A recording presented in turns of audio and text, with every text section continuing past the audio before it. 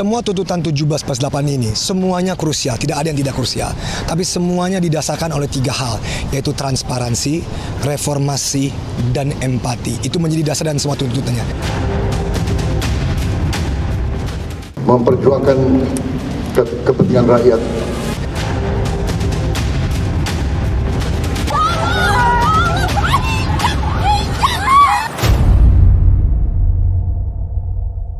Hari ini kita bakal ngebahas soal kelanjutan dari aksi tanggal 28 dan 29 Agustus kemarin. Saat ini memang belum ada lagi aksi besar yang disuarakan. Ya mungkin ada beberapa aliansi yang masih melakukan aksi demonstrasi di gedung DPR. Namun yang gak sebesar kemarin. Soalnya sekarang masyarakat lebih fokus ke tuntutan-tuntutan terhadap pemerintah yang ada di lintas sektor. Untuk presiden, DPR, dan untuk aparat seperti TNI, Polri, dan untuk Kementerian Sektor Ekonomi. Terus, dari aksi kemarin muncul namanya 17+8 tuntutan. Nah, apa sih ini? Yuk kita bahas soal ini ya.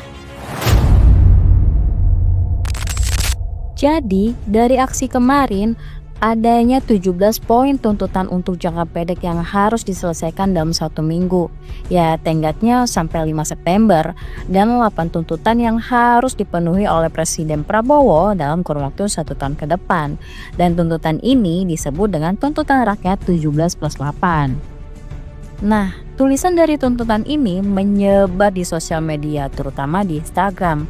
Mulai dari orang-orang yang nge-repost, ada yang pakai template, sampai ada yang membuat platform di website dan didedikasikan untuk menampung tuntutan 17+8 tersebut agar bisa dibaca dan dipantau terus oleh masyarakat secara transparan.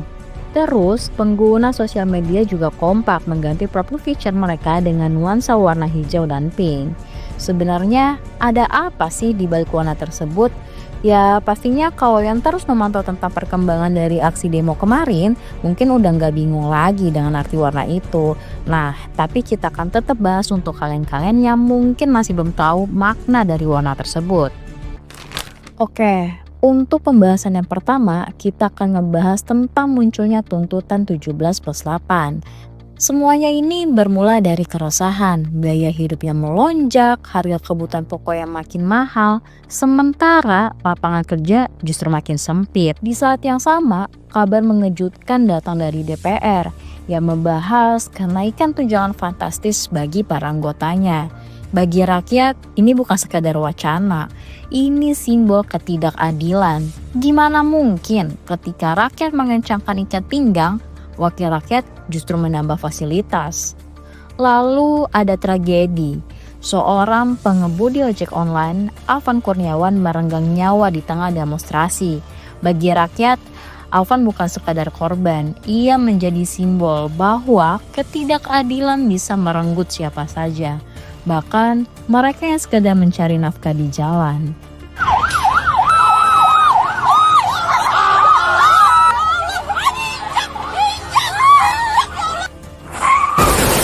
Dari peristiwa itu, gelombang kemarahan berubah menjadi gelombang gerakan.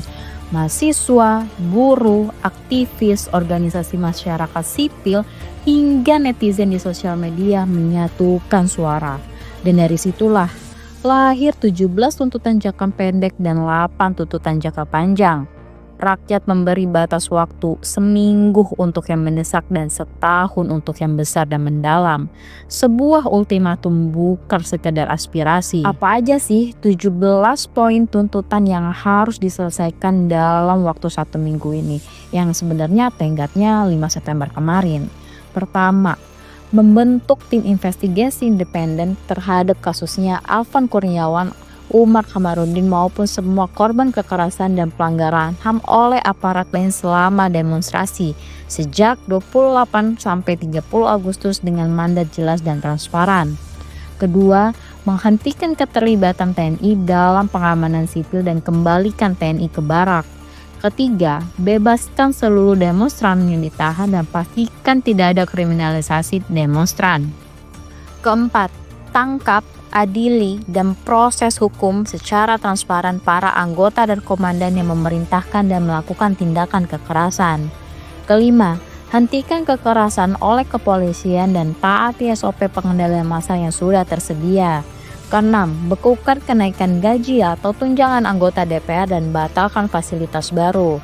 Ketujuh, publikasikan transparansi anggaran, gaji, tunjangan, rumah, fasilitas DPR secara proaktif dan dilaporkan secara berkala. Kedelapan, dorong Badan Kehormatan DPR untuk periksa anggota yang melecehkan aspirasi rakyat. Kesembilan, partai harus pecat atau jatuhkan sanksi tegas kepada partai yang tidak etis dan memicu kemarahan publik.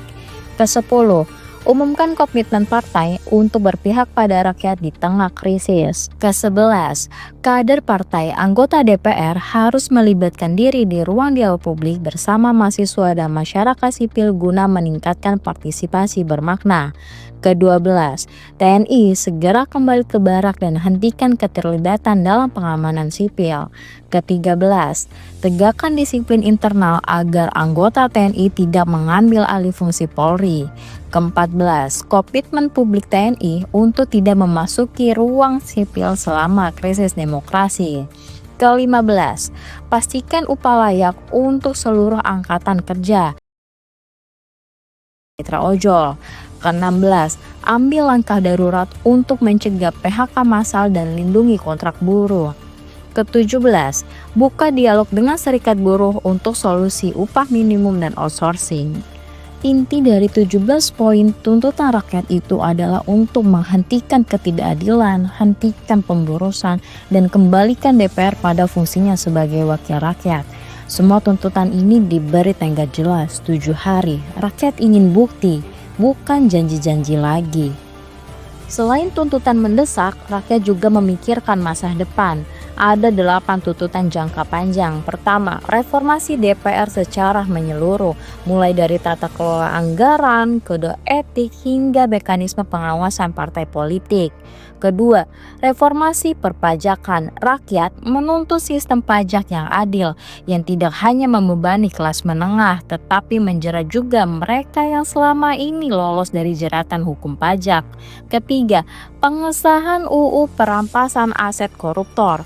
Sudah terlalu lama rancangan ini mandek. Rakyat ingin bukti nyata perang terhadap korupsi.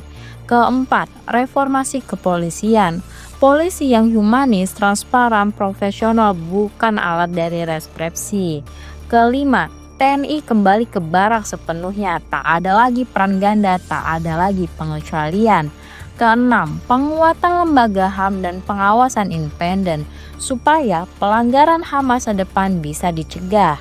Ketujuh, peninjauan ulang kebijakan ekonomi dan ketenaga kerjaan. Kebijakan yang pro rakyat, bukan hanya pro pemodal. Kedelapan, peningkatan transparansi dalam legislasi. Rakyat menuntut hak untuk tahu, hak untuk terlibat. Dari tuntutan ini diberi waktu 1 tahun, bukan waktu yang sebentar, tapi juga bukan waktu yang bisa diabaikan. Lalu, gimana respon DPR? Tidak lama setelah tuntutan ini ramai, DPR mengumumkan 6 keputusan, diantaranya membuka data gaji dan fasilitas, menghentikan sementara tunjangan mewah, dan membentuk tim investigasi independen untuk kasus kekerasan aparat. Kunjungan kerja di luar negeri dihentikan. Beberapa anggota DPR yang kontroversial diberi sanksi. Ada pula janji untuk memperbaiki tata kelola anggaran. Presiden menanggapi dengan hati-hati. Ia menyebut sebagian tuntutan masuk akal, sebagian lagi butuh waktu dan pembahasan lebih dalam. Di atas kertas, ini terlihat sebagai langkah maju, tapi di mata rakyat, langkah itu belum cukup. Sebab tuntutan utama seperti penghentian kekerasan aparat, pembebasan semua demonstran, dan janji reformasi struktural belum benar-benar dipenuhi. Bukan pencabutan beberapa kebijakan DPR RI, termasuk besaran tunjangan anggota DPR dan juga moratorium kunjungan kerja ke luar negeri. Rakyat pun waspada. Apakah ini solusi atau hanya strategi merendam amarah sementara?